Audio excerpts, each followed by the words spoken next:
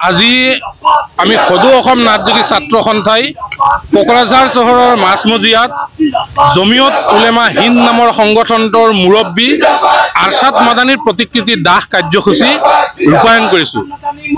আৰছাদ মাদানীয়ে অসমৰ মাননীয় মুখ্যমন্ত্ৰী ডক্টৰ হিমন্ত বিশ্ব শৰ্মা ডাঙৰীয়াৰ পদত্যাগ আৰু বৰ্খাস্ত বিচাৰিছিল আৰু এই কথাত আমি তীব্ৰ ভাষাৰে গৰিহণা দিছোঁ আৰু এনেকুৱা ধৰণৰ কাৰ্যকলাপ নকৰিবৰ কাৰণেও জমিয়ত উলেমা হিন্দক আমি স্পষ্টভাৱে সকীয়াই দিছোঁ। আমি সদৌ অসম নাথযোগী ছাত্ৰ সন্থাই স্পষ্টকৈ ক'ব বিচাৰিছোঁ যে অসমৰ জনপ্ৰতিনিধি অসমৰ ৰাইজে নিৰ্বাচিত কৰিছে, অসমৰ মুখ্যমন্ত্ৰীজন অসমৰ ৰাইজে নিৰ্বাচিত কৰি তেখেতক মুখ্যমন্ত্ৰী পাতিছে।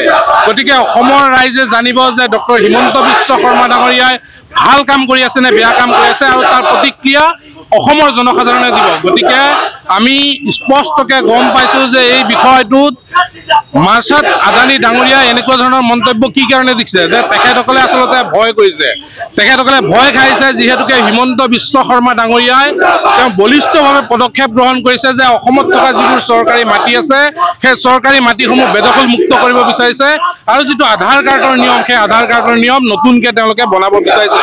আৰু সেইটোকে আৰছাদ মাদানীৰ নিচিনা মানুহে ভয় খাই অসম চৰকাৰৰ মাননীয় মুখ্যমন্ত্ৰী ডক্টৰ হিমন্ত বিশ্ব শৰ্মাৰ বিৰুদ্ধে ষড়যন্ত্ৰ ৰচনা কৰিব বিচাৰিছে। আমি ডক্টৰ হিমন্ত বিশ্ব শৰ্মাক স্পষ্টকৈ ক'ব বিচাৰিছোঁ, অসমৰ মাননীয় মুখ্যমন্ত্ৰীৰ লগত আমি সদায় আছোঁ।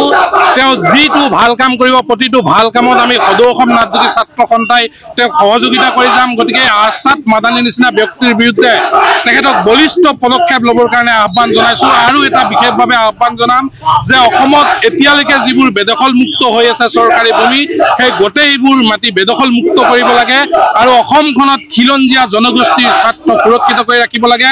সেয়া ৰাজনৈতিক সুৰক্ষাই হওক বা সামাজিক সুৰক্ষাই হওক, প্ৰতিটো বিষয় খিলঞ্জীয়া জনগোষ্ঠীৰ মানুহৰ হাতত থকা লাগিব আৰু খিলঞ্জীয়া জনগোষ্ঠীৰ মানুহে যাতে ৰাজনৈতিকভাৱে শক্তিশালী হ'ব পাৰে তাৰ কাৰণে মাননীয় মুখ্যমন্ত্ৰী মহোদয় ডাঙৰীয়াক আমি আহ্বান জনাইছোঁ।